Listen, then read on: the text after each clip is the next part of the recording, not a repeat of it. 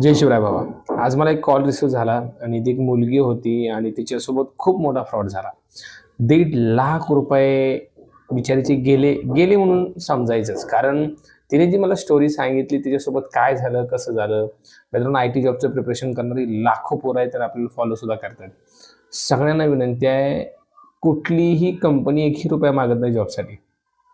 जर तुम्हाला कुठल्या कन्सल्टन्सी थ्रू किंवा कोणी म्हणत असेल एक्सटर्नली मी तो लावून देतो, एवढे एवढे पैसे दे, तर क्रॉस व्हेरीफाय करा मित्रांनो. कारण 1.5 लाख रुपये त्या बिचारीचे गेलेत. आणि इव्हन असेच नाही गेले, त्याच्यामागं खूप साऱ्या गोष्टी, म्हणजे खूप सारे टप्पे टप्प्यात तिचे पैसे गेले. त्यामुळं याला जर बळी पडायचे नसेल तर एकच पर्याय मित्रांनो, या व्हिडिओला जास्तीत जास्त शेअर करा. ओके, कुठलीच कंपनी रुपयासुद्धा मागत नाही भावा. तू एक्सटर्नली वगैरे कुठून जात असशील तर व्हेरीफाय कर, क्रॉस व्हेरीफाय कर, खरंच हे लिगल आहे का आणि खरंच मला हे करून जॉब भेटेल का. मी तर म्हणेल स्ट्रगल करा, चांगला अभ्यास करा. ओके, जॉब लागतो. जर तुम्ही या बाकीच्या भानगडीत पडायचं नसेल तर मित्रा, एकमेव पर्याय अभ्यास, एक अभ्यास.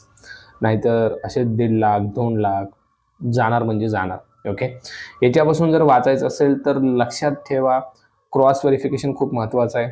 10 जणांना विचारा करण्याआधी, मी हे पैसे गुंतवू का, मी देऊ का.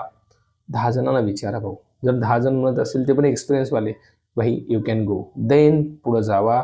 स्वतःहून जाऊ नका. कर्ज काढून पोरं चाललेत या, कर्ज काढून. त्यामुळे मित्रांनो, पुढं तुम्हाला सगळ्या गोष्टी फेस करायच्यात. ओके, त्यामुळे लक्षात ठेवा, अशा कुठल्याही गोष्टीला बळी पडू नका. आणि या व्हिडिओला जास्तीत जास्त शेअर करा, जेणेकरून प्रत्येक आय टी जॉबचं प्रिपरेशन करणारा मुलगा मुलगी याला बळी पडणार नाही. जय जिजाऊ, जय शिवराय.